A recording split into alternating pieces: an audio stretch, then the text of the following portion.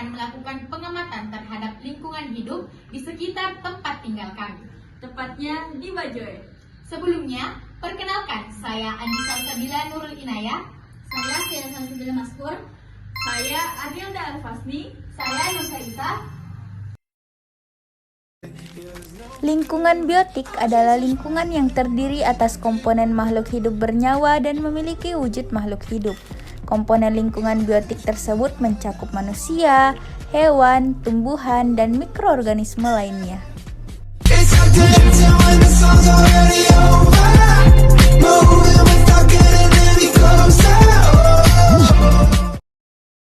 Baik, saya sudah ada di lokasi. Di samping saya termasuk jenis lingkungan biotik, yaitu tanaman padi. Menurut masyarakat, padi memberikan manfaat sebagai sumber pangan utama untuk menghasilkan beras, makanan pokok bagi banyak orang.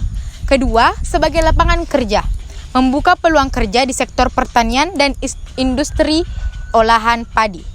Pengaruhnya terhadap masyarakat yaitu ketergantungan air. Produksi padi membutuhkan banyak air. Kedua, emisi tanah. Sawah tergenang menghasilkan gas metana.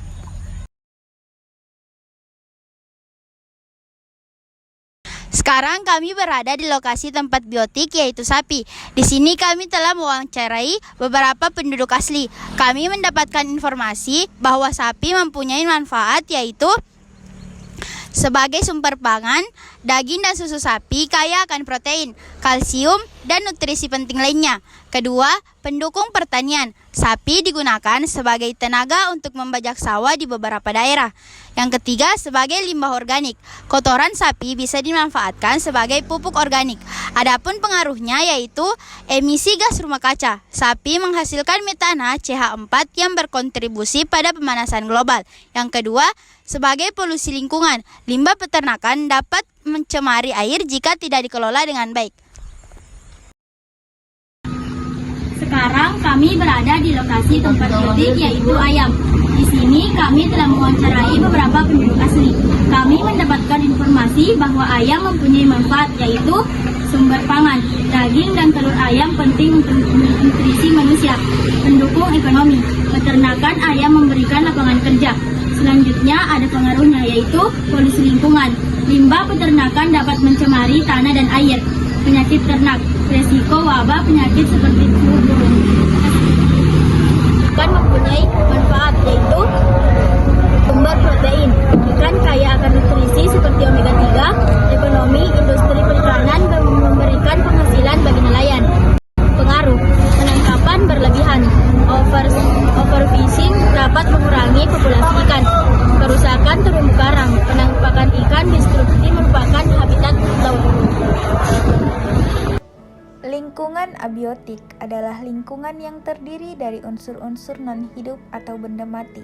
Lingkungan abiotik merupakan komponen penyusun ekosistem yang sangat berpengaruh pada kehidupan makhluk hidup. Contohnya seperti air, angin, cahaya matahari, dan tanah.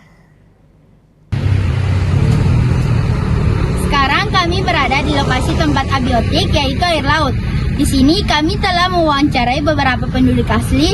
Kami mendapatkan informasi bahwa air laut mempunyai manfaat yaitu sebagai ekosistem laut, habitat bagi makhluk laut. Kedua, transportasi dan pariwisata. Laut mendukung perdagangan dan wisata. Adapun pengaruh bagi penduduk asli yaitu pencemaran. Limbah plastik dan minyak menyemari air laut. Kedua, abrasi. Gelombang laut untuk mengikis garis pantai. Lingkungan sosial budaya adalah keseluruhan kondisi sosial dan budaya yang mempengaruhi kehidupan individu maupun kelompok dalam suatu masyarakat. Lingkungan ini mencakup adat istiadat, kebiasaan, sistem kepercayaan, serta pola interaksi sosial yang berkembang. Sekarang kami berada di tempat selanjutnya, yaitu jalanan. Manfaat dari jalanan adalah sebagai aksesibilitas, memudahkan transportasi dan mobilitas manusia serta barang. Kemudian, jalanan juga dapat mendukung aktivitas perdagangan. Selanjutnya yaitu ada pengaruh dari jalanan.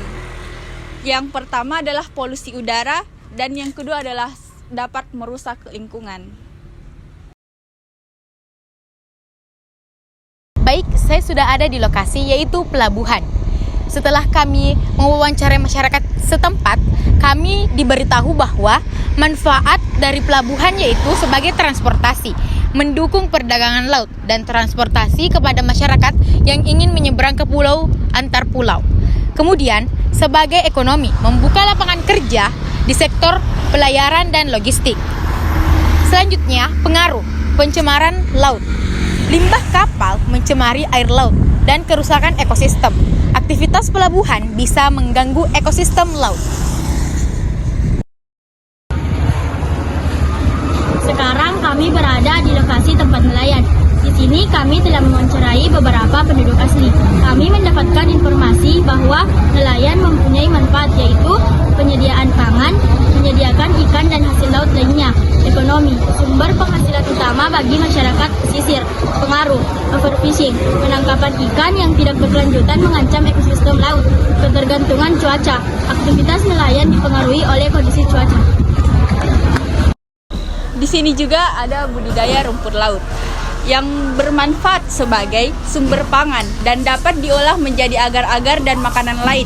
Kemudian juga dapat bermanfaat sebagai sumber ekonomi. Budidaya rumput laut menciptakan lapangan kerja. Nah, kemudian ada pengaruhnya juga yaitu ekosistem laut. Budidaya rumput laut yang berlebihan bisa mengganggu keseimbangan ekosistem. Yang kedua adalah ketergantungan cuaca. Produksi dipengaruhi oleh perubahan iklim.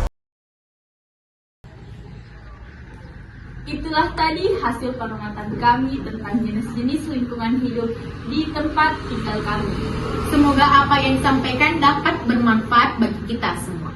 Wassalamualaikum warahmatullahi wabarakatuh. Tiba-tiba kau minta maaf padaku, aku